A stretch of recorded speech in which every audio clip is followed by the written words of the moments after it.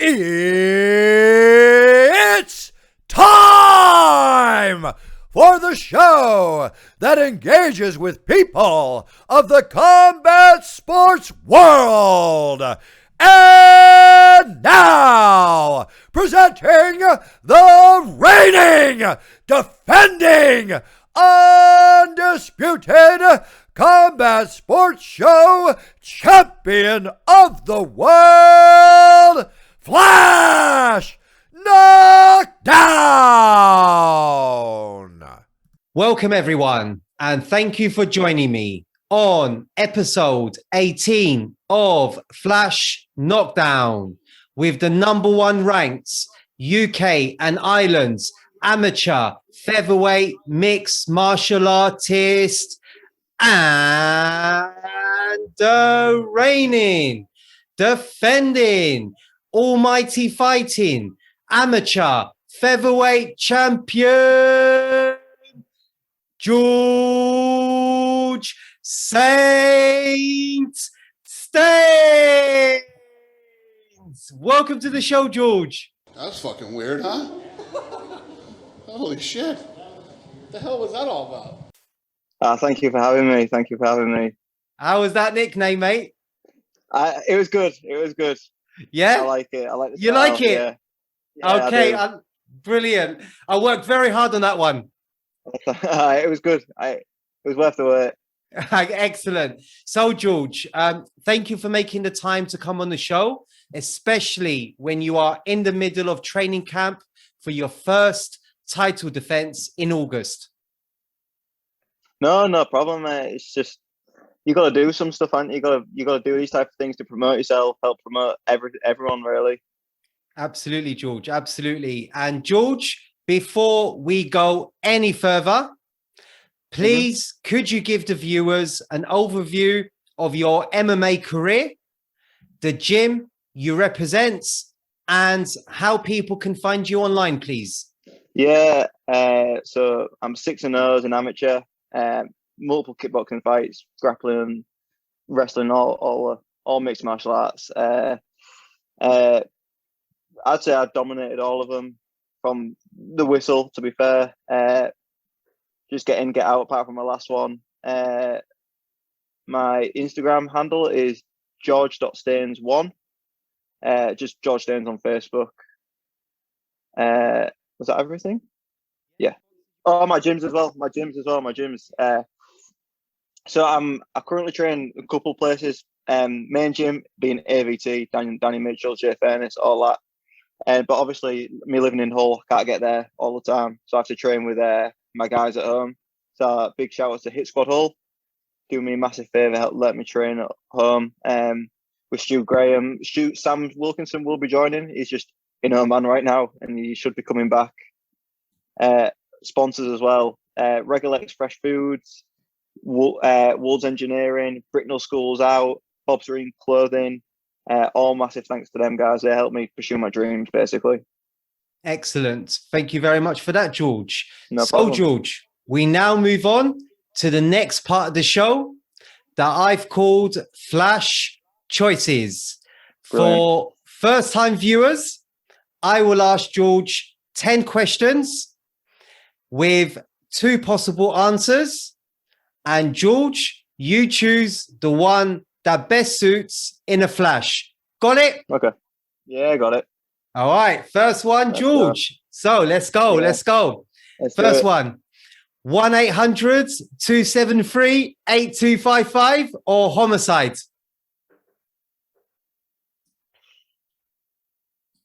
Homicide. Homicide. And who does that feature? I don't know. Wait, what? Ask the question again. All right. Let's see. So think about it. 1-800-273-8255 or homicide? Come on, George. Know. Think of song titles. Is it AC/DC? That's fucking illegal. It's not AC/DC. Think again. Could God, it I be? can't think Could it of be? Could it be one of your favorite rappers? Oh, Eminem. Oh, Yes, that's Logic. it. It's about time. Let's go. Logic and It was the Eminem. numbers. It was the numbers that threw me off. Homicide, definitely. That Homicide. spit fire. Spit fire. Yeah, good. Oh, that's hilarious. Homicide. That's what. It's honestly one of my favorite songs. Yeah. I genuinely, my mind went blank. It was the numbers. Numbers threw me off. I do like 1-800 though. That is a super chill song, but it'd Yeah, have to it be, is. Homicide. Homicide featuring Eminem and music- Logic. video as well. Yeah, the video's Music video good. as well, where they got the doubles. Yeah. That's hilarious. That is hilarious. Second one, George. Anakin Yeah. Skywalker or Luke Yeah. Skywalker? Oh, I also got Anakin. Anakin, Darth Vader, yeah? Yeah, I love that bit. I love Luke, but it's Anakin. It's the original, isn't he? It's the chosen one. Yeah. And favorite Star Wars movie? Revenge of the Sith has to Yeah. be. Yeah. Yeah. Lightsaber battles. Yeah. Yeah. Next one, George. Question mark kick or Superman punch? Question mark kick. All day Easy. long. Easy. All Straight day up, long. easy. Yeah. Do you know what? I've seen you throw both a question mark kick and Superman Yeah. punch in one fight Yeah. during a K1 bout. Oh, was it one of the Nico Fight Night ones? Yeah, it was against Connor Maith. Myth. Yeah. Yeah. But, Am I right? No. Yeah. Question marks my favourites. Yeah. Signature. My That's your- signature. That is Yeah, your signature that is your kick. signature. Really stunned. Oh! Oh, beautiful question mark kick. Yeah. Love that. Love that. And in that Connor May fight, you Yeah. you almost got him with that head kick right at the beginning. I know. I was And- super excited. It I got me know. real pumped for the rest of the fight. That was a good fight, to be fair. Oh, thank you. He was a messaged good me a fight. couple weeks ago, to be fair. For real. Why? Connor did when he got a bit drunk. One of them ones. Yeah. One of them ones. Talking smack. He did, but then I talked to him the next day and we've chilled it out. I'm going to go spar him soon, which should be fun.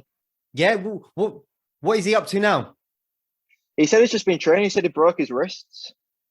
Okay. Probably punching people. He's still doing K1? Yeah. He Good said for he's him. doing K1. Good for him. I know. It's good to see, innit? Yeah, because you were both 15 in that fight. Was that right? I think I just turned 16 and he was still 15. I literally Amazing. just turned 16 2 months before. Amazing. And do you miss K1? I do and I don't, because MMA is just it's such a broad horizon, isn't it? Like the wrestling, the jiu-jitsu, the striking into wrestling, and K1 it's just sometimes it gets a bit boring for me. Yeah. There's many different layers to MMA. Yeah, like a cake. Like a cake, like a cheesecake. Like a cheesecake. Yeah, you see. Yeah, I like it. You I like it. You it. like it. We're loving it. We're loving it like this. All right, then, George, the fourth one. Dean Windass or Giovanni? Giovanni, quality player. Yeah, he was. Giovanni. I know Dean Windass is a homeboy, but Giovanni did probably more for City than Yeah. I know. Literally, it pops up on my Instagram today. Literally, what must have been 8 years ago when Dean Windass scored that goal today. It was literally today. Dean Windass or Giovanni? Giovanni. The goal you mentioned, the goal that was Giovanni. Giovanni, was that the Oh, no, Dean Windass. was that in the it was Dean championship? Windass. The Yeah, championship it was the final. final, and it got us into the Premier League. For the first time we got him forever. I was there. I went to that match. Really? Was it Yeah. at the old Wembley? Wembley. Yeah, it was at Wembley. I was must have been 10, 11. Wow. But everyone just went electric. It was mad. And then a little question for you. So then who scored Hull's first Premier League goal? Was it Giovanni? Giovanni. Yeah. Listen, we're going Yeah. round, I've we're actually- going yeah. full circle here, bro. I know. You know what I mean? I met Giovanni once. Yeah. My dad managed to get me in the walkout tunnel, and I met him. It was when we played Man City. Oh, because he played for Man City. Yeah. Yeah, I met him. Wow. Real brief, like just a Hello. handshake. But Yeah. yeah, Great player. And his goal against Arsenal. yeah. I think it was probably one of the best City players. Yeah, for sure. Definitely, For sure. super skillful. Yeah, super skillful. I agree. Yeah. All right, then, George, next one. Namesake George St. Pierre or John Jones? GSP. Yeah.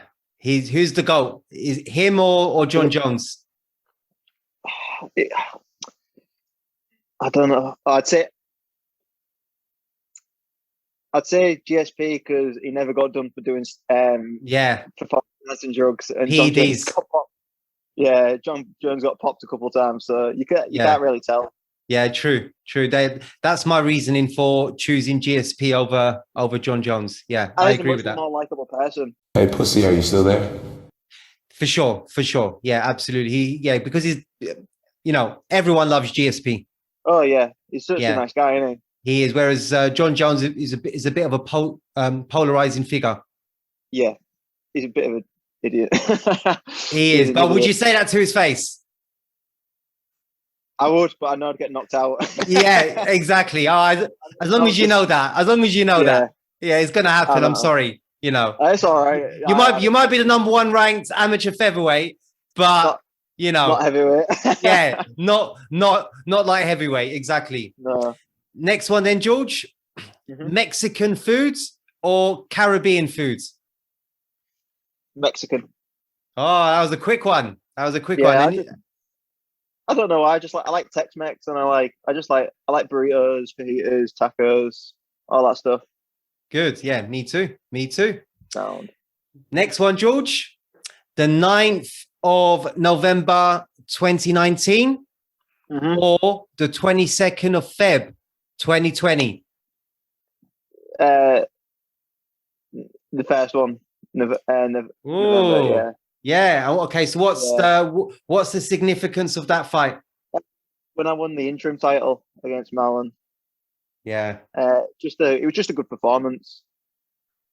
Yeah, it was. But we'll get into that a little later. Sound. A little later. Side kick to the body or clinch knee to the body? Clinch knee. I feel like you can be a bit more accurate and be a bit more aggressive.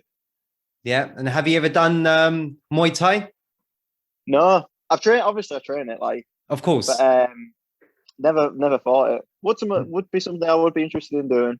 Yeah, that excites me with the elbows in that. Absolutely. And also going to Thailand perhaps to train. Oh yeah, they've got tons of gyms. It'd be beautiful. Loads of my coaching staff and not staff, but loads of my coaches. They've all been and just said, "Oh, it's brilliant." It's amazing. I want to go. Yeah, you should go. Call of Duty. I'm definitely gonna go. No, you should definitely go once everything settles down and flights are possible. I've heard nothing but good things about. Yeah, I've heard nothing but good things about Thailand. Yeah. Loads and loads of gyms, good fighters, good food, good weather. What's there not to like? Yeah, exactly. Yeah, exactly. Perfect.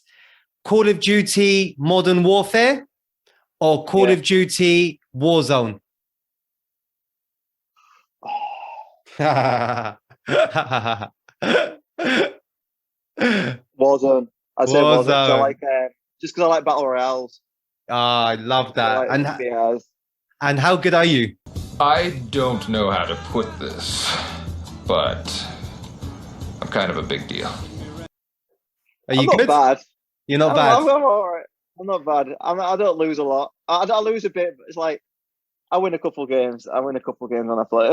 Yeah, but that's in the virtual reality. In reality, you win all your fights. Exactly. That's what matters, brother. It doesn't matter. It don't matter. It don't matter. You can't win them all. Exactly. You can't be good at everything. You can't be good at everything. And then we move on to the final one now, George. So the number one ranked Brilliant. or almighty fighting champion? Oof. Me. That's hard. Yeah. I'd personally say, because I know a lot of people, not a lot of people will know me as the almighty champion. They'll know me as the number one ranked featherweight. But it's kind of just nice to be a champion. And it's like, go almighty champion. Almighty champion. Lovely. And then again, we'll go into the fight that made you Just 'cause almighty it's nice to be champion later champion. on. Yeah, of course. Yeah, because it's something that you've got on your mantelpiece. Sound. Yeah, exactly. Something that's yours. Something that you can show That off. one's just a statistic. It's not. Yeah. Yeah. Correct. Yeah. Correct. But both are equally impressive. Oh yeah, definitely. I'm not when I say almighty champion, I'm not taking away from being number one around. Just it's just the yin and the yang in it. Yeah, of course. Listen, there's no with that thing, there's no right or wrong answer. No, yeah. You know? Cool. So how did you find your flash choices overall, George? I enjoyed them. You like it? There's some hard ones to choose from, but I really enjoyed it. Thank you. That's all right. Good. I'm glad that you did. Good. And yeah, you'll never live it down with the first question. You forgot logic. I know. That's unbelievable. That's hilarious. That's hilarious. It's gonna haunt me. It's gonna haunt you. Sorry. It happens. It's all right. It's all right. I should have been more switched on. That's all right. Like I said, no one's perfect, brother. No one's perfect. True. Yeah, you know what I mean?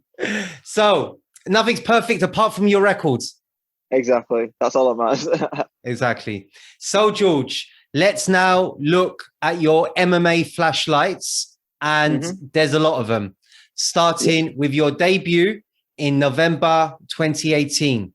The same day as UFC Fight Night 140 in Argentina, which featured light heavyweights Johnny Walker, who now trains out of SBG Islands with head coach John Kavanagh. John is a coach that you admire. What is it specifically about John you appreciate?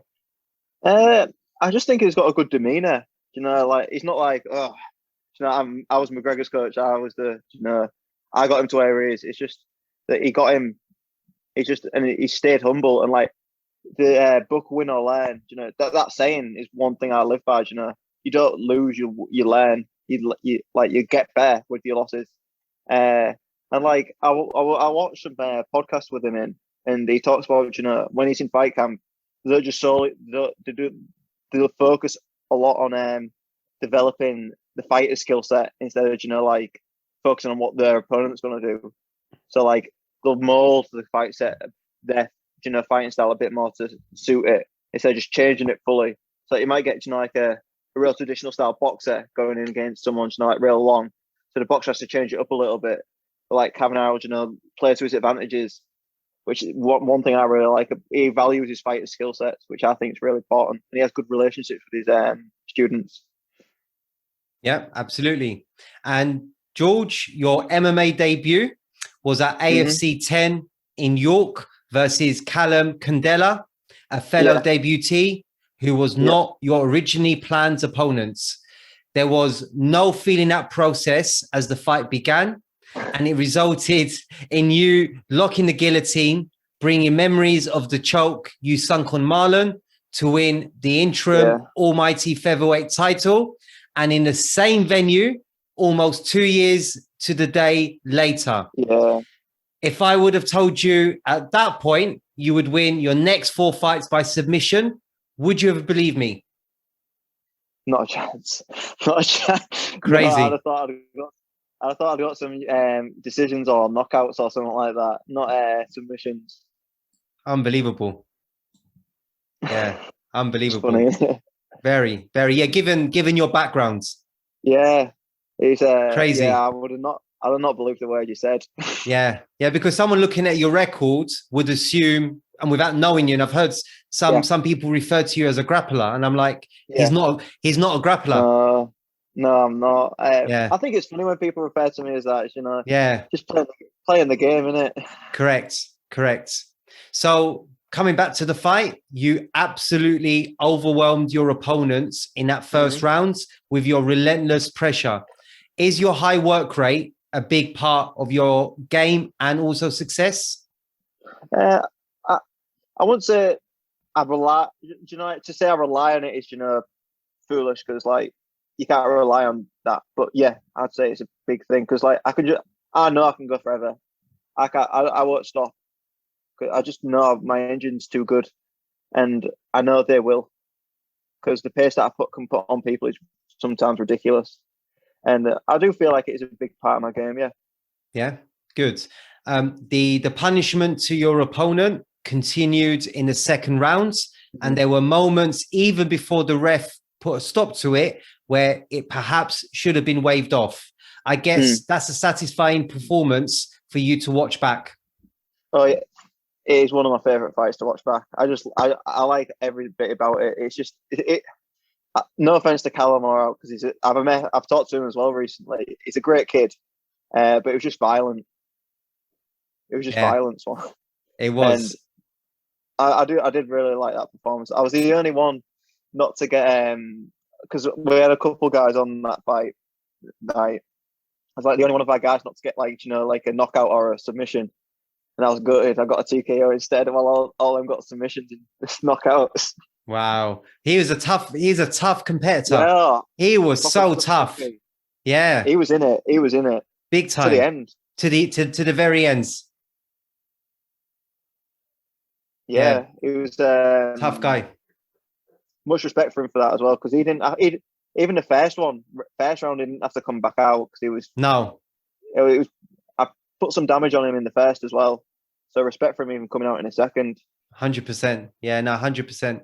I agree. And at the end, George, it was a nice embrace with Callum, including shaking his team's hands or hands. That level of respect to both the fighter and his corner team is something that I've seen you demonstrate in all of your fights. How important is maintaining respect for you? Super important. After the fight, you've got to shake your opponent's hand, make sure they're okay. Say if you've like hurt them, knocked them out. Main thing is getting them all right.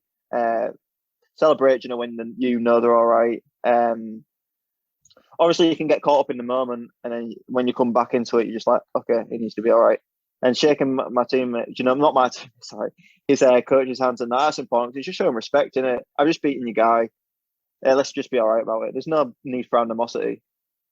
Yeah. We've just fought. We've just put a hat. We put our not livelihoods, but like we're going into battle, aren't we? You have to respect that. Yeah, no, I agree. And I really liked your, you probably don't, I don't know, but I liked your post-fight speech after Marlon. It was a good one. That was good. Yeah, it was good. It was really cool. Really, it's refreshing to hear, especially from a champion. Oh, was it? That's good to hear. I really like that. Thank you. That genuinely, that means a lot. Yeah, no, it was good to hear. You obviously you're a role model, and it's good for people to see that's how you carry yourself as a champion. So well done to you, my man. Yeah, well done. Much respect. My pleasure. So George, tell us, how did it feel to win your first MMA fight, and with that kind of performance where you really mixed it up well? It felt good. That's all. Yeah, that's it. I was electric. I went back, stage. I went backstage, go see my family and my friends. It was brilliant. It's just it, I'm sure, anyone else will say the same, you can't really describe the feeling. You're just buzzing all over the place. That adrenaline's, still pumping. You're just absolutely all over the place, buzzing. You want to fight again, almost. You just want to get back in there. Oh, I love that feeling, man. Wow, you're so lucky. So, George, 2 weeks later, you're back at it again, down the A1M and to the Doncaster Dome, opening the show at Cage Steel 22. headlined by now Cage Warriors middleweight champion, Matthias Frederick. Any nerves being the first fight on the cards? Yeah. No. I didn't even know I was the first one until I got there. I just was like, oh, okay, I get to go home early. Okay, so that's the way you look at it. No, I was like, yeah, I was super chill about it. I was just like, oh, I get my warm up done, fight, get out of there, go on, sorted. And I was confident I was going to win. Love that. So that night, you face, and I'm sure he'll be watching. You face now teammate at AVT, Stafford Swainston, who competed as recently as April and is highly ranked in the featherweight division. Have you guys spoken about that fight much since you joined AVT? We spoke about it once or twice. You know, like there's not much need to bring it up. Like when we've been grappling and that, there's been certain positions, you know, that I've for guillotines and that, and we just laugh about it. Just like I said, we're teammates now, so there's no need to be like, oh, I beat you. So it's like, I'm sure he'd be the same way. You know, if he'd beaten me and I joined AVT, he'd have been the same way. There's no need to be like that. Yeah, I agree. Yeah, no, that's again the respect in you, George, which is what we love. You. Yeah, no, we love that.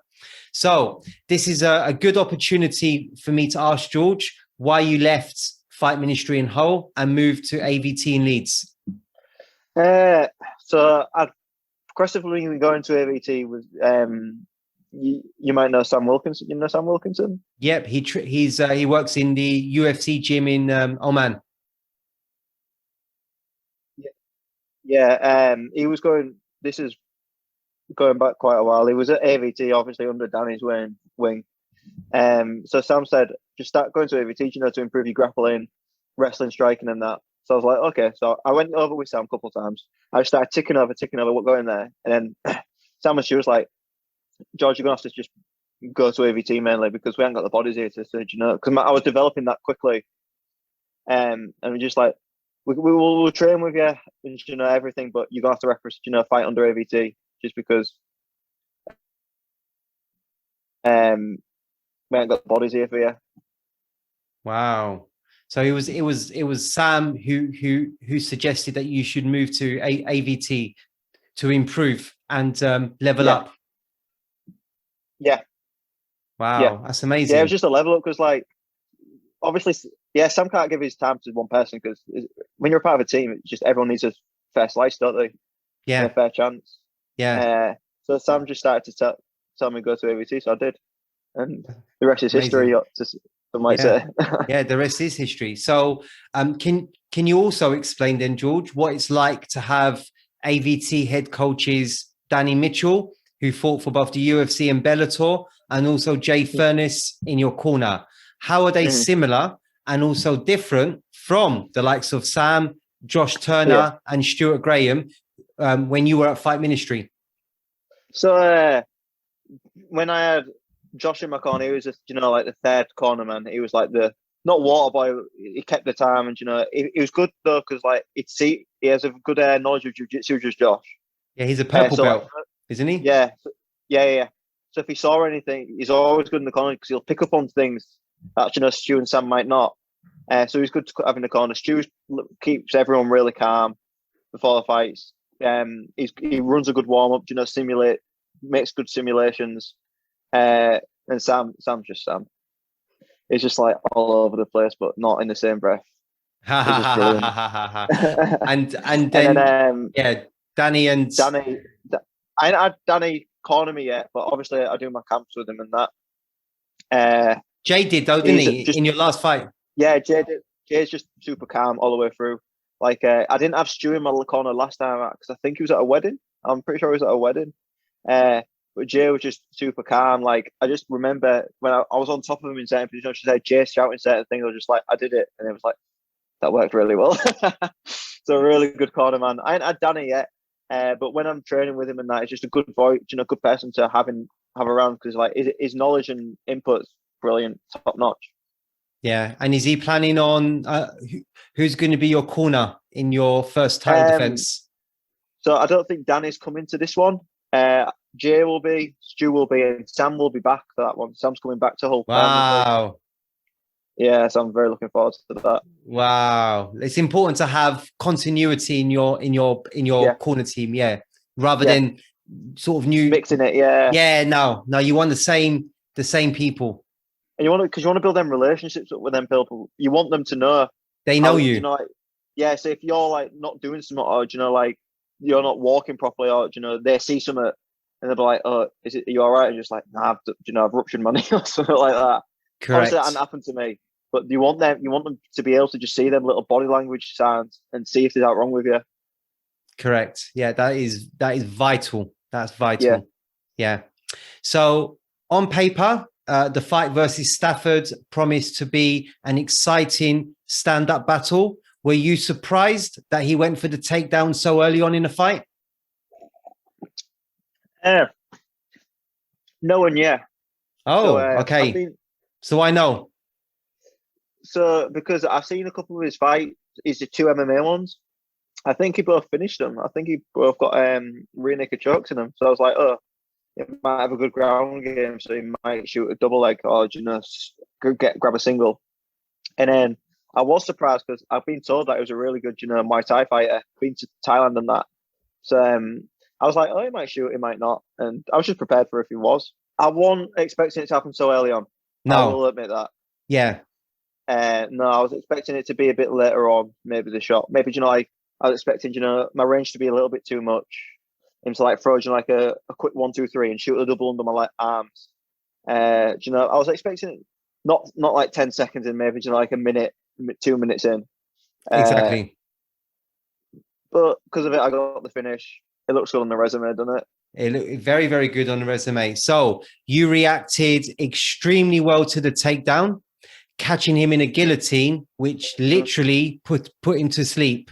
But it was down to you and not the ref to spot that Stafford was unconscious. Unbelievable awareness and sportsmanship from you. Could you sense that he was out? So I did notice that he wasn't fighting. And I didn't really feel him go, limp as such. But I thought, I'll go, I'll let go. Because I thought, in my head, I was thinking, I might not have it. So I thought, but I felt him not fighting. So I was like, what's going on here? Do I just not have it? Or is it like, what's going on? So I let go. And then I was fully out. That's scary. Yeah, it's scary, but it's the game we were in. Yeah. It could happen to me. It could happen to any of us. So you didn't feel him go limp? I felt him stop fighting as such. So, because my legs my leg was under him. So I didn't feel him, his body was already on my leg and it was like more of his upper body that slumped. So I felt his like neck slightly, go up a little bit, like relax. I was like, what's going on? And then I just let go and he was out. Wow. Yeah, he was fully out. Yeah, scary to see that, right? Yeah, definitely.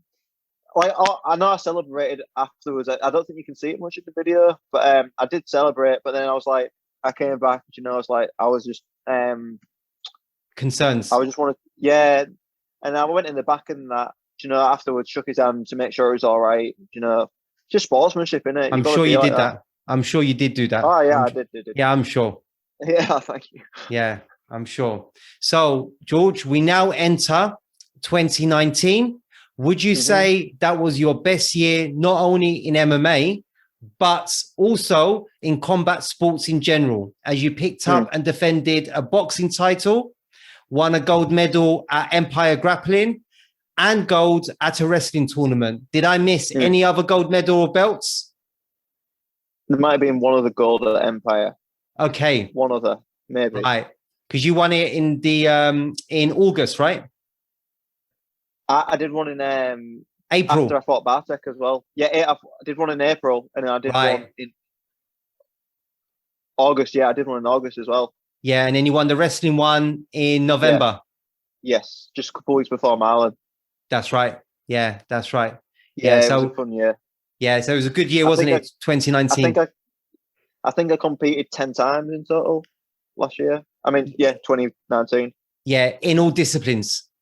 Yeah, all of them in combined, not just 10 individual ones. Yeah. And then contrast that to 2020. This is #1 bullshit. So yeah, that's what it was building up for 2020. We're gonna do we're gonna defend the belt, well, to fight Dan. Yeah, which happens. Yeah, and then we was gonna have some K1 bouts, just to For think real? striking them. Yeah, we weren't gonna cut too much weight. It was gonna bash them out real quick. That's fucking illegal. And then fight in July, August time. Pick up maybe another belt. Maybe was hoping to get the CSFC one when I fought Kai In August. But that didn't happen. I wanted to do ADCC as well and doing some more wrestling competitions. Wow. Bad year. It wasn't the right year for that. It really wasn't. Yeah, that's not that's to make sad. the move that year. Sad, very, very sad, tragic. But we'll come on to that a little bit later, George. Yeah. So in March of 2019, you faced Bartek at AFC 11 in Leeds, a combatant who was 5-0 at the time. I believe that was your third rescheduled opponent. Any apprehension facing someone with that record and who was heavier than you? Or was you just relieved you still had an opponent? Yeah, I was just relieved I had an opponent. Yeah, I bet. I just wanted to fight because I'd I think it was 2 weeks. My original opponent pulled out with 2 weeks. Then I got matched. I remember I was on the train coming home from AVT. Sam rang me saying, "Oh, George, so this kid's pulled out," and I was like, oh, "Okay." So he said, "Oh, you can fight a 66 or 70." So obviously, I chose the 66 one first. Being a 66 kg fighter, I was like, "Oh, I'll take the 66 one." And so I was like, "Oh, okay, I'll get it for you." 3 days later, I'm pretty sure it was, he pulls out. So I'm like, Oh, I'm gonna have to fight this kid at 70. And it sounds like, oh, he's 5-0. I was just like, okay, I'll just fight him. I didn't really care. I saw a lot of holes in his game, to be fair. wow. All right. Well, Buzz dangerous, obviously bigger than me. I think you could see that in a. Sorry, what was that? No, go on. No, please go on. Yeah, I saw a lot of holes in his thing. Obviously, he was a bit bigger than me. That was the thing. As you can see in the video, it was a little bit bigger. That wouldn't bother me. I train with people who are bigger than me, so it's like, it's another day in the office, isn't it? Yep, it really is. So your fight with Bartek didn't take very long at all. You gave him no option but to tap after only 94 seconds. And yep. Was it that quick? Bloody hell. It was that quick. It was that quick. I was counting. And yep, you guessed it, via guillotine. A real accomplished and mature performance. Just explain the kind of confidence a win like that brings, especially against someone with his resume. Yeah, I was 2-0 at the time. I beat someone who's 5-0. Yeah. It's a great feeling because obviously most people had me as the underdog, he's heavier, more what's the word? More accomplished, more experienced. So a lot of people have had me as the underdog. And I was just happy, I thought it's one of my favourite fights as well in terms of, like you say, maturity. I thought I made some mature decisions. And I made some immature decisions, as you do, when you're learning. But I do like that fight. The only I did want a John Jones style walk off, Ray Johnson. I didn't want that one for that. But what you did give us is an Alan Shearer celebration. Yeah. Yeah. You were running around the cage like that. Yeah, number one. Yeah, Alan Shearer. Yeah. I know he does that, but I didn't steal any inspiration. You sure, mate? Because he's got completely OG George. Oh, really? Okay. Yeah. All right. I love that. George Shearer. Trademarks. George Shearer. That's your trademark, yeah? That's gonna be my trademark. Okay. As well as George Saint Staines. Yeah. I want to hear that, I want to hear that. Stick. I want to hear that. Yeah. All right, lovely. I reckon that'll stick. Yeah?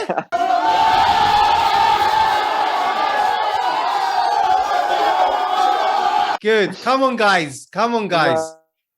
Yeah. Fantastic, George. So, was the fight with Bartek the first with your back tattoo? And if so, what does it represent? And how was it inspired? It was the first fight with Bartek. I literally got it a week after my fight with Stafford. It was my 18th birthday present. That's why I got it. I had to wait because I didn't want to train with it with the fight camp.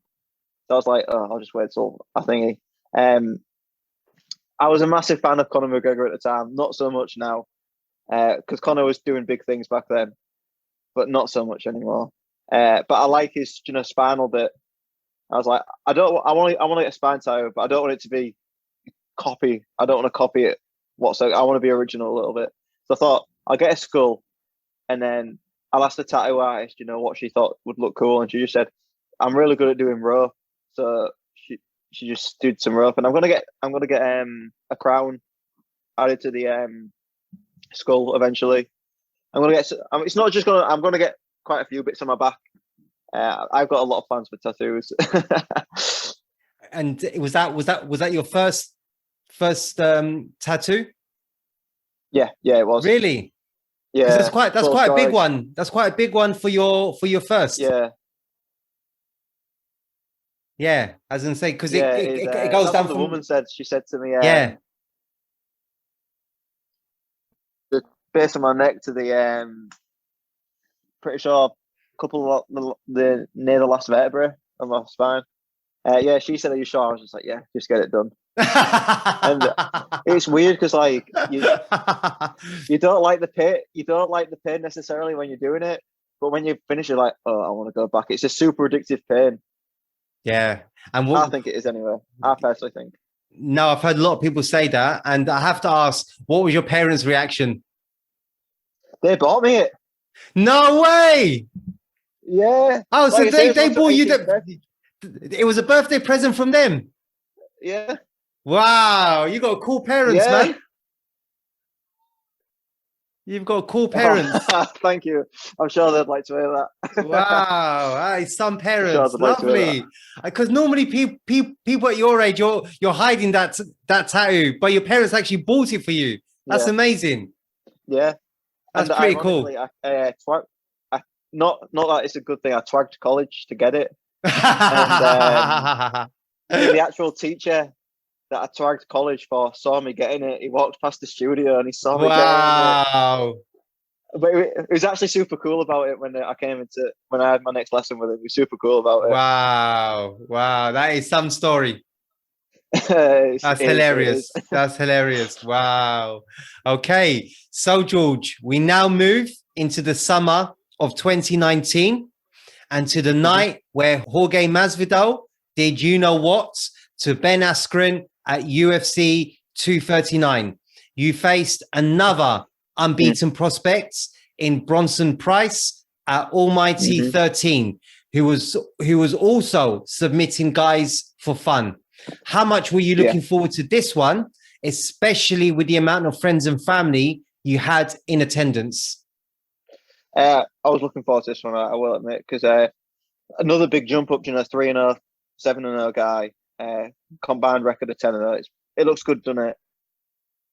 Very good. I think was that the amateur main card as well for that one? That was, yeah. You were the amateur headliner, and Jack Cartwright headlined the whole show. Yeah, I was. That was my first amateur headline as well, so I was pretty happy about that. First one. It's a good feeling, and I feel like that was one of my best fight camps. I say that all my fight camps have been pretty good, but I think we did a lot of good things that fight camp because we broke him down. What's he good at? And then everything else is, as soon as he doesn't have them, he just falls apart. So he's got a good body lock, he's got a good arm bar. Just do them, and he doesn't have a great game. He has a big overhand. So what? Who doesn't? Yeah. He's got a few arm bars on his record, hasn't he? Yeah. So we just did loads of. We hit Sam Wilkinson's got a really good arm bar. He repped it for ages. So I just let him armbar me for ages. So I just defended it for the full fight camp, and that. body lock. So he's got a good body lock. That's how he gets a lot of people to the floor. So just did a lot of body lock defense. Yeah, I think he got you to the floor in that way. So he was he was keen to show his power. But you weathered the storm and quickly took control of the fight, getting into full mounts and landing some clean strikes before taking his back and his neck and his O. Another first class performance. Describe it to us, please, George. I was just happy because like I was just happy because like I had a lot of people in the crowd, and I was just like, I was near him. So I thought I'd just wave to him all. Just do a little wave. No, it was a good performance. I really like that fight again. Everyone says about the storm, it wasn't too heavy. I didn't think. It came with that massive right overhand. I rolled with it though. So so it wasn't as powerful as what a lot of people made out to be. I'm not taking out away from Bronson. He caught me fair and square. But it was a good fight again. Very good fight. One that I do enjoy. Yeah, no, very, very good. Like I said, especially with the amount of friends and family you had. Yeah. Oh yeah. As soon as I went in the back, not the back. Sorry, the crowd. I must have got about 50 hugs just off random. I don't know, apart from my mum and dad, they're the only two I know that got hugs off. Everyone wants to hug the champion. Exactly. You know what I mean? Everyone touched that goal. Everyone wants it, bruv. Everyone does. You know what I mean? Gold diggers. Yeah. So, gold diggers. So, a year after making your MMA debut, you are now competing for MMA golds when the almighty interim featherweight belt is up for grabs. First of all, could you explain why you weren't facing then champion Dan Mins? Yeah. So as far as I'm aware, so this must have been about 3 weeks before the fight. Dan had a fight a month before my fight. He lost it. And then we just got told he ain't gonna fight me anymore.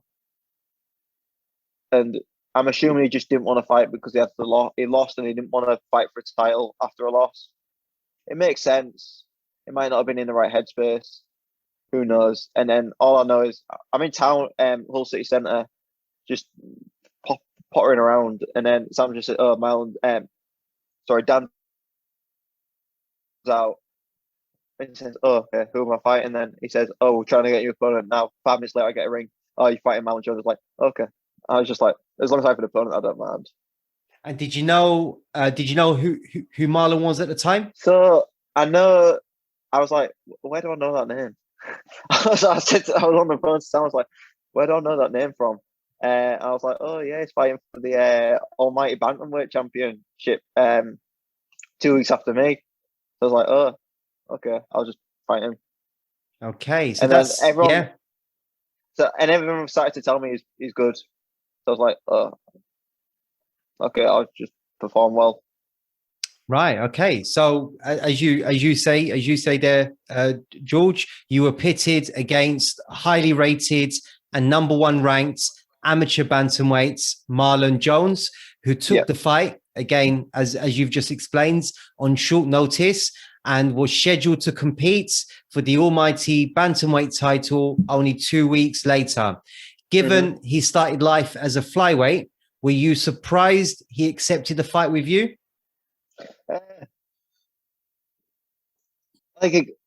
Probably not, to be fair, because like he's not his little tank, and he's quite stocky, and he's not obviously want the same height as me or anything, and he's not a featherweight. I know that, but I didn't ask him to step up; he stepped up, and I was just like, okay, I'll just have to fight him, and then it just happened. Yeah, so I don't like I say, I didn't ask him to step up, or not step up as such. You know, I didn't ask him to fight.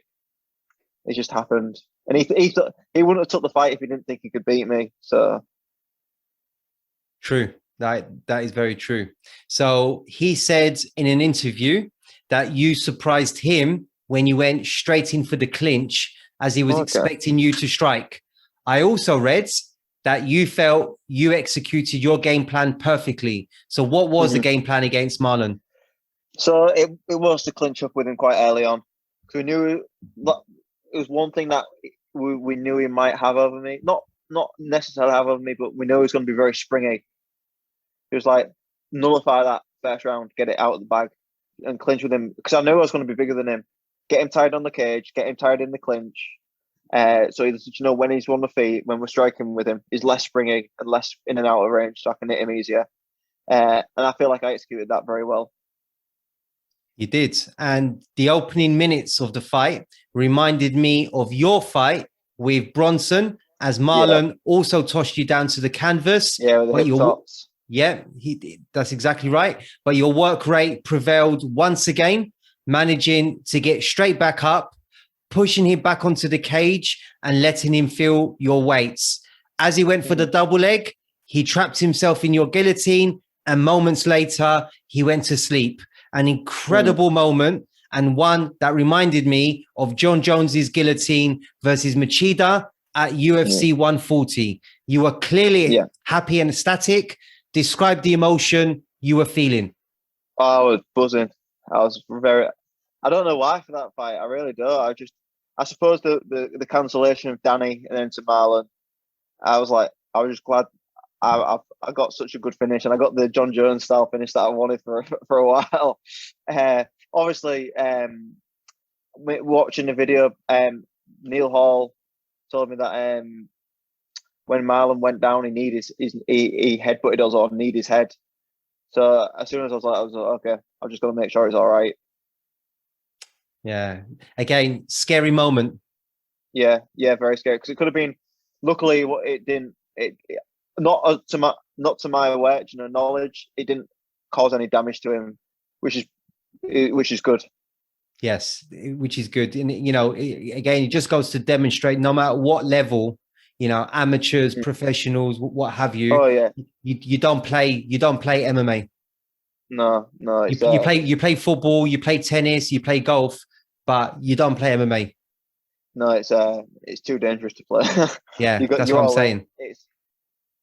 That's what I'm saying. All your chips are in, aren't they? Exactly that. That's exactly correct. Yeah. So, albeit an interim title, but you got the belt wrapped around your waist. A brilliant achievement. What did it mean to you? It was just good. It showed my work. It shows my work was paying off, and it showed that I was going in the right direction. If obviously, some people, if they don't have that, the belt to a lot of people is, it's a land, not a land. What am I thinking? It's a point where it shows how far you're getting on in your career. A milestone. A milestone. Thank you. It's a milestone, and some people, if they don't get the belt, are just like, they might question themselves. Am I doing the right things and that? But it just shows me that I'm doing the right thing, which was more important to me. Yeah. And as we mentioned earlier, Marlon is highly regarded, and there were some who had him as their favorites.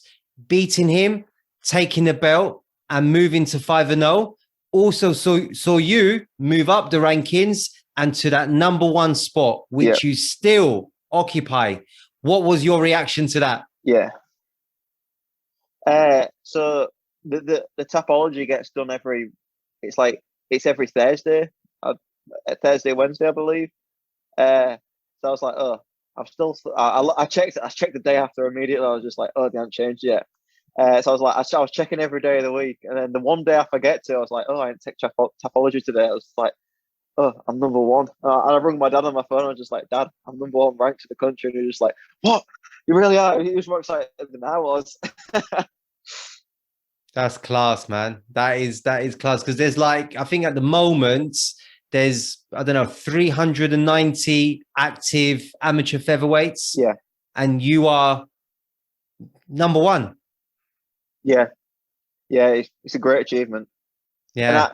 And one thing that me and Sam talked about is we did it in a year. Which I don't think many people have done before. No, you literally did it in a year. Literally. Yeah. Yeah, I know. Unbelievable. I think that's a great achievement in itself. 100%. And one that no one can take away from you. Yeah. No one can. You know what I mean? Wow. Yeah, Love that. Love that. So what qualities, George, do you possess that makes you one of the best young mixed martial artists in the country? I think my willingness just to do anything, not to do anything, to push myself to the limits, to go, to Leeds, Manchester, wherever I need to be to get the right trainer I need. My mindset, like Israel Adesanya says, it's like his is bulletproof. I feel the exact same way, man. No, that's unbreakable. You can break my body, but you can't break my mind. It's one thing that I'll never break. And my just my willingness to learn. Like I'm never in the same place where, like, last week I'm better than when I was last week, and I like to be like that all the time. Like one of my 2020 New Year's resolutions was I want to learn something new, like every month, whether it be like skateboarding, swimming, whatever, or wherever it be, like a new striking system, a new jiu-jitsu system, anything. Just learn something new, and it keeps you always busy. Yeah. And how is skateboarding going? Yeah, it's going good. Let's see your elbows. I ain't fallen off yet. Then you ain't working hard enough. It's been raining at all. I can't do it enough. That's true. It has been raining. It's been raining. It's even been raining down here in London. Oh, really? Has it? Every day, bruv. Crap weather, innit? Ah, terrible. Yeah, I mean it's June very soon, isn't it? Yeah. Yeah. You wouldn't guess it. You wouldn't guess it. No, it's global warming for you. Yeah. But you know what? Let's not start that conversation. No, that's a debate. That's a debate for another day. Are you a flat earther? A what? Sorry. A flat earther. Do you believe the world is flat? No, I don't. No, let's not get into. I'm joking. Let's not get into that. No. Let's get back to MMA and onto your last competitive MMA fight, which was just over 15 months ago. Can you believe it's been that long? And how much do you feel you've improved in that time? Yeah, it's a ridiculous amount of time. I don't like the fact that it's been that long, but not much I can do about it. It's just the way the world's been on it. Everyone's in the same boat, and I feel like I've developed massively in between this time. It's just given me, it's given me, I'm trying to think of the words, new chances, new opportunities, to develop new certain things, new skill sets, change my game up, diversitize it more, which has been a blessing in disguise almost. Yeah, that's good. Yeah, so you've used this time wisely.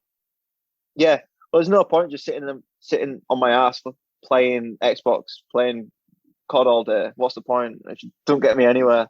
Where I can be out, training with Sam, Stu, developing new skills, learning, like new leg entanglements, new systems, new striking patterns. That's a great attitude from you, George. Love that. Keep it up, my man. Thank you. Keep it up. And you're right. Thank you. Call of Duty isn't going to pay you back. Whereas, working with the likes of, Josh and Sam and so on, Stuart, that's going to pay you back millions and millions. Yeah. Definitely. Keep going, my man. Keep going. You got good talent. So, thank you. Don't put it to waste. Thank you. Yeah. And your parents I'm not planning on. Yeah, good. Your parents will thank me for that. You're welcome. Yeah, they will. They'll thank me for that. I told them to give you a message yesterday. Yeah, and a $5. But anyway, so Dan Mins was your opponent at Almighty 16 in Barnsley. A stat card from top to bottom for the undisputed mad cards. Almighty fighting featherweight title. Dan was coming off his TKO win at Golden Ticket in December. What did you know about Dan? And with both your records, did you anticipate going the full 5-round distance? So I was a bit immature in that fight. I'll be the first to admit. Did made some immature decisions, jumped on stuff I shouldn't have necessarily jumped on. But massive learning curve for me. But no, I didn't think it'd go all 5. But I was prepared for all 5. I always am. Yeah, you always are. Never will be. Yeah, you always are. So, but I was glad that it kind of went 5 rounds because, my coaching team, my team around me was like, it was probably good that he did 5 rounds just to show people that you don't have to get him out in the first 2. It shows that you can actually go all 5, which is another blessing in disguise, some might say. Yeah, I agree. So it was a great fight overall, which saw you win by unanimous decision and also winning fight of the night. It had just about everything. Yeah, you did. Yeah. What was the bonus like? I'm estimating a good 80 million. It wasn't bad. It weren't bad. I won't disclose how much. You won't disclose. Don't worry. All right. 60G, 70G? Oh, I wish I bloody wish. I really wish. One day. Exactly. One day. Yeah, it's fighters do need to be starting getting paid more. Oh, some for of them sure. don't get paid much. Underpaid. Very much underpaid. Yeah. It's like people 100%. A little off topic, because people think because they get paid, they get paid like 70 grand and one thing, but yeah, that's going to last them like a third of the year, and that don't pay for everything. They're still going to get taxed on that. They're still going to pay for the fight, because that's how, and the third goes to the fighting, the coaching stuff and that. So it disappears very quickly, and that's not what a lot of people take into consideration. No, they just see the headline pay, but they don't understand that as soon as they receive it, they have to divide it back out. Yeah. It's literally the fighter paycheck, the coaching paycheck, the travel cost, and everything. It's ridiculous. 100%. Yeah, there's only very few like UFC fighters, for example, that are earning the real sort of top dollar. Yeah, it's like GSP, Jones, McGregor, Khabib. They're like the proper. Yeah, and that's about it. They're the big. They're bringing the big earners. money. Yeah, 100%. Yeah, 100%. So the fight with Dan had just about everything going back and forth, but ultimately the pressure you put on Dan was overwhelming at times. Was it important for you? And I think you mentioned that before. It was important for you to show everyone that you can look just as good over 5 rounds as you do over, say, a couple of minutes. Yeah, it was massive. It was important for me. We're probably going to plan on doing it, a bit fair later on, maybe. But it's, no time like the present, as they say. Yeah. But it was. It had a lot of striking exchanges, wrestling, grappling. It was a good fight, entertaining. Had everything. Got fight of the night. Yeah, that's why he got fight of the night. And there was a lot of there weren't a lot of finishes that night. I think there was only about 3 or 4 finishes. So the fact that I got fight of the night must have meant I did have the best fight. No, it was a great card. Great amateur cards. Amazing amateur cards. Really yeah. Almighty always puts on good amateur cards. Always, yeah. Almighty certainly is, Ray does an amazing job. Oh, yeah. Yeah, absolutely great job. Yeah. Runs flawlessly as well. Oh, yeah, he cares a lot. He cares a lot, and he cares a lot. Yeah, you can tell. When you're just like talking to him, like I've talked to him, when I'm backstage, when you're in the warm up rooms and that, you just talk to him and you just tell he genuinely cares about it. Yeah, he loves it. Yeah. Yeah. What you like to see though, isn't it? You want a promoter like that who's going to care about how the fighters are treated, how everything's going. That's how you want them to be. Agreed there, George. Agreed. So, George, you are now the undisputed almighty featherweight champion, beating the guy who beat your teammate 11 months earlier for the belt. I did, yeah, Adam Smith. Do you ever look back and even surprise yourself with how quickly things have progressed for you in MMA? No. I think me and Sam and Stu thought we'd we'd hit the scene quite quickly. Like what we didn't do it anymore, but we did it for the Stafford fight on the Callum Condell one. We thought get 2 fights in one fight camp straight away. Then I'm 2-0 Bosch. Then I didn't think I'd maybe get the title. I thought I'd maybe get the title after 6 fights, maybe, getting 6-0. The title was a bit of a surprise. But I thought I'd be, up there, considered one of the best by the end of the year. Yeah. Makes sense. It's just about picking the right opponents. If you get, Yes. if you're taking them scalps, It pushes you're gonna be. Oh, hello. Yeah, you're back. Yeah, it's all good. Yeah, all good. Sorry. No, it's fine. Yeah, like I was saying, if you take them scalpels, people are gonna scalps. Sorry, I don't know why I keep saying scalps. People are gonna start noticing you, and that's what the plan was. From that means Sam and Stu came up with. Yeah, and that's the whole point of the amateurs. There's no point taking easy fights. No. You might as well challenge yourself because it doesn't matter ultimately. Yeah. Well, no, like John Kavanagh says, win or learn. 100%, especially in the amateurs. Yeah, that's where it's like that is what the amateurs is for. It's Correct. It's to learn. Yeah. It's like to learn your craft. It's like college in a way, isn't it? Like college amateurs is the college, and then like pros is the jobs. Correct. That's why you get money. That's right. That's exactly right. So, George, we now move into crazy times where your next scheduled appearance wasn't for 7 months. You were due to face Kai Holmes for the Cage Steel Featherweight title in August 2020. That fight meant your scheduled appearance versus Liam McCracken. My guest on episode 11 at Almighty 18 was postponed. Ray Thompson, owner of Almighty, and my guest on episode 12 explains. So he splits his time between the two because he gets better sparring at AVT because they've got much more talent there.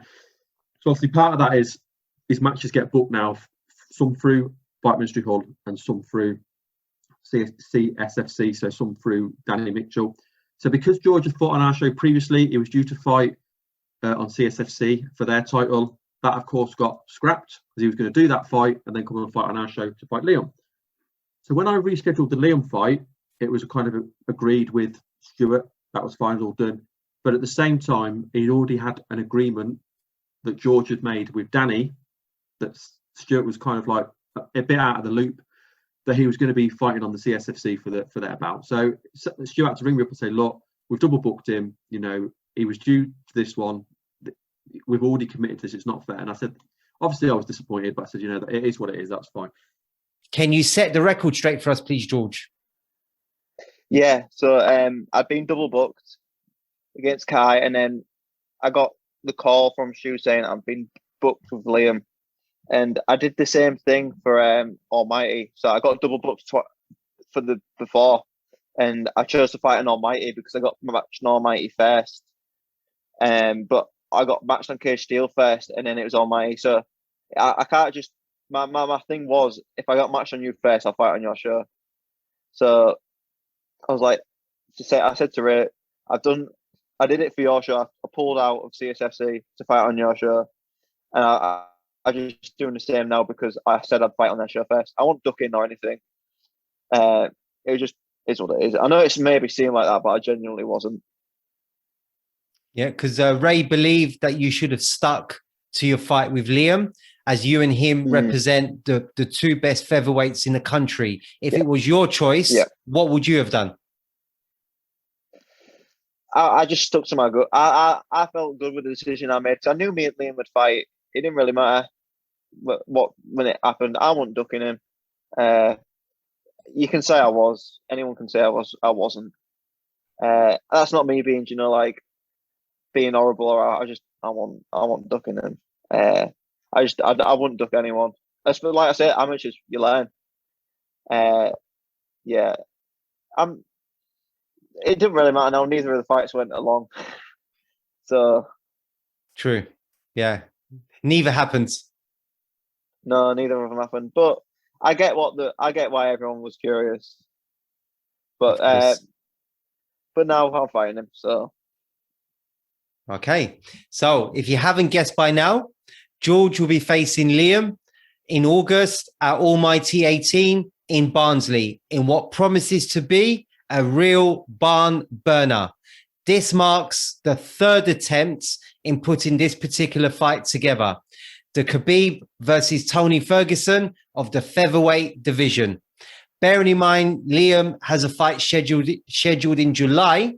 Any concerns that he may pick up an injury there? It's ironic that you say this. Me and Stu was on about this the other day. Really? Yeah, literally Monday morning we was on about it. We're aware that he's fighting, and I want to fight Liam because I think it'll be a really good fight. You know, put on a good performance for the crowd. But we are aware that there is a possibility that I may pick up an injury, and we are prepared for that. But we hope he doesn't get injured. Fine. And of course, your fight with Liam is certainly one of, if not the most keenly anticipated amateur matchups you can make today. What are your thoughts on Liam, and how do you see the fight playing out? I think Liam's a good kid. He's gaming. He's in there to the end. There's no giving him. I think it'll be a good opponent for me. A good challenge for myself. Something to push me along. Not that I need, pushing. I'm already that self-driven. But I think it's one I'm looking forward to, and I have been for a while. I think the fight. I don't think there'll be a quick finish. I think if there's going to be a finish, it'll be third and onwards. And if not, it'll just be decision. All right. Liam, of course, as you say, he's very confident. And whilst he stopped short of making an exact prediction, he told me it would be a dominating performance. What do you make of that? We'll have to see. We'll have to see. I'm confident in my ability to win. That's all I'm going to say. Okay. Yeah, I'm sure he's confident in his to win. Yeah. I'm sure he's... sorry. No, go on. Like I say, I'm sure. I'm 100% sure I'll win, but I'm sure he's 100% sure he'll win. So just see who's the better man on the day. Yeah, I mean, two great champions. So and that's what sort of the amateurs are all about. It's really, really good to see two hungry, very, very talented young champions. So for me as a fan, it's a win-win. Oh, definitely win-win. Definitely. Yeah. And if you do beat Liam and defend your title for the second time, what other challenges are there in the amateurs? And also, when do you anticipate going pro? So I would like to do the IMAFs. Obviously, the World Championships, for those who don't know what the IMAFs means. In Kazakhstan. It's November. Yeah, in November, December time. I would like to do them. That would be a good challenge for me. Then depending on what my record is then, maybe one more, then pro.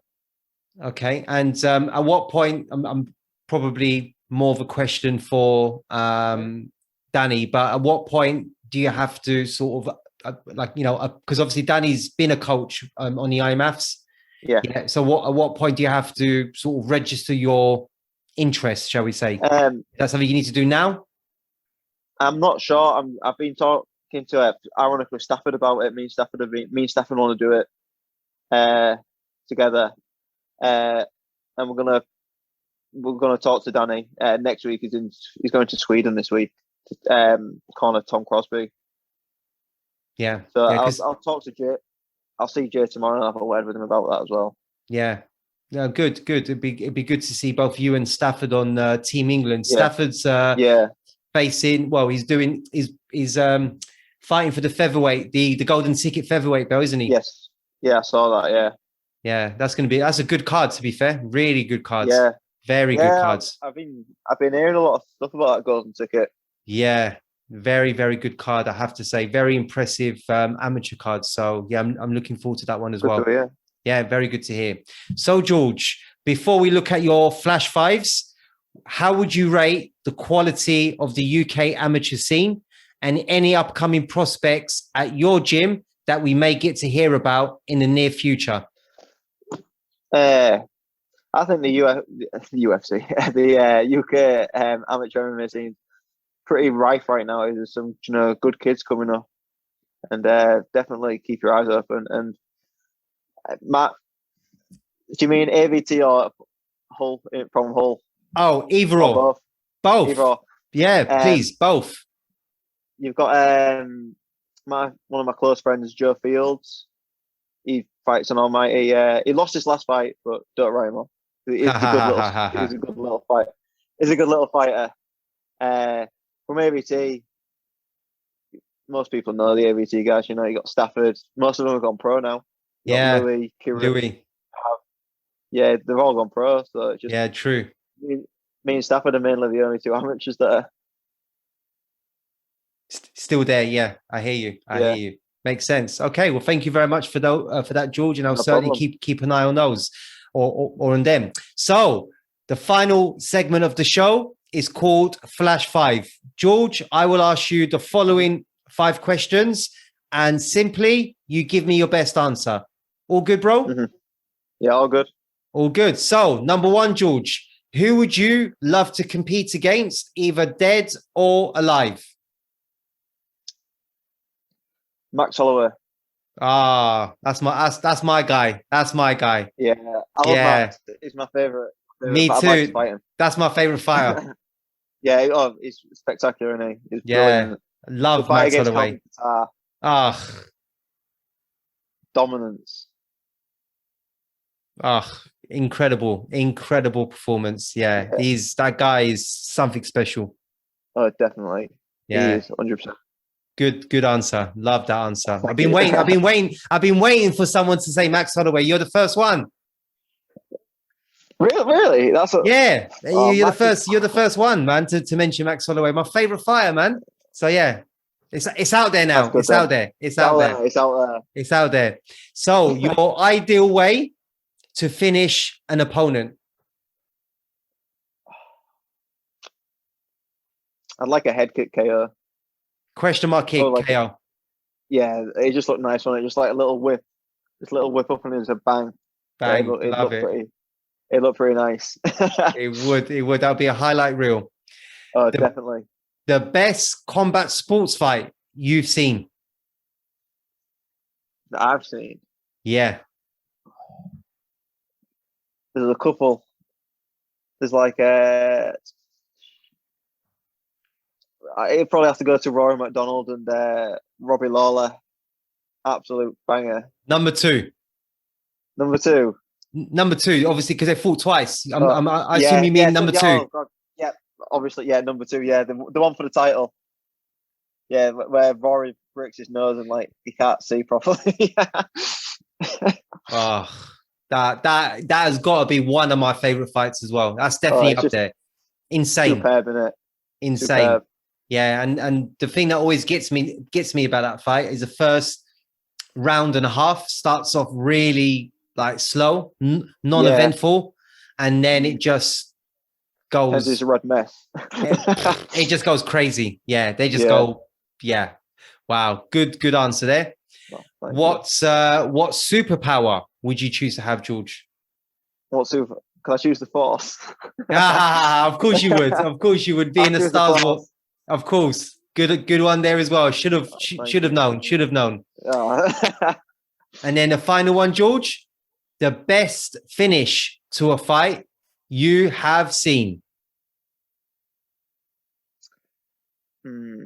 I liked Corey Sanhagen's spinning heel kick on Marlon Moraes. That was a pretty saucy kick. I thought when you mentioned Corey Sanhagen, I thought you were going to mention his flying knee against Frankie Edgar. Yeah, that's good as I don't know. It's between them two for me. I'd say the Edgar one actually because it's the way he walks off, like the way he circled and just walked in and then walked out. yeah, absolutely. You convinced me. You convinced me. Yeah, Corey Sandhagen versus Edgar. Okay. All right. Love that. Love that. So, George, that's us done now. Thank you for being such a great guest. And how did you enjoy the experience of the show? Oh, I absolutely enjoyed it. Loved every minute. Thank you very much for having me as well. It's been a pleasure. Wow. Okay. I love that. Thank you for your feedback. No, it's been my pleasure. Thank you for coming on, George. And I wish you all the very best in your title defense in August, and look forward to having you back on the show in the future, if that's okay with you. Brilliant. I can't wait to be on next time. Thank you. Means a lot. Thank you so much, George. You really does mean a lot. Thank you, brother. No worries. Thank you.